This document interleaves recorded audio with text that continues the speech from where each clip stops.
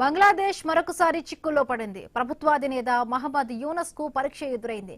యువనేత ఉస్మాన్ హాదీ హత్యలో ప్రభుత్వ ప్రమేయం ఉందన్న ఆరోపణలతో యూనస్ సర్కార్ ఇబ్బందుల్లో పడినట్లయింది. తాజాగా హాదీ సోదరుడు చేసిన ఆరోపణలు సంచలనం రేపుతున్నాయి.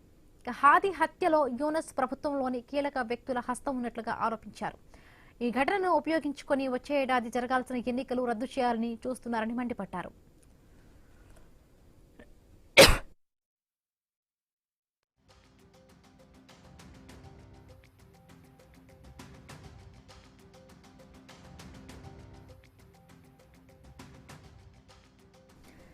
తన సోదరుడి హత్యపై దర్యాప్తు వేగంగా జరగాలన్నారు. హంతకులను పట్టుకుని శిక్షించాలని డిమాండ్ చేశారు.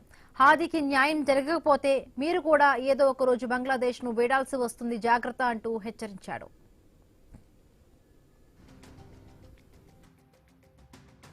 మరొకవైపు అవామీ లీగ్ పార్టీపై నిషేధం విధించడాన్ని అమెరికా వ్యతిరేకిస్తోంది. పారదర్శకత, స్వేచ్ఛాయుత విధానంలో ప్రభుత్వాన్ని ఎన్నుకునే హక్కు బంగ్లాదేశ్ పౌరులకు ఉందని అమెరికా చట్ట సభ్యులు ఆందోళన వ్యక్తం చేశారు. అవామీ లీగ్ పై నిషేధాన్ని ఎత్తివేయాలని డిమాండ్ చేస్తున్నారు. అన్ని రాజకీయ పార్టీలతో కలిసి ఎన్నికలు నిర్వహించేందుకు యూనస్ ప్రభుత్వం కృషి చేయాలని కోరుతున్నారు. ఇదిలా ఉంటే బంగ్లాదేశ్ లో ఉద్రిక్త పరిస్థితులు కొనసాగుతూనే ఉన్నాయి.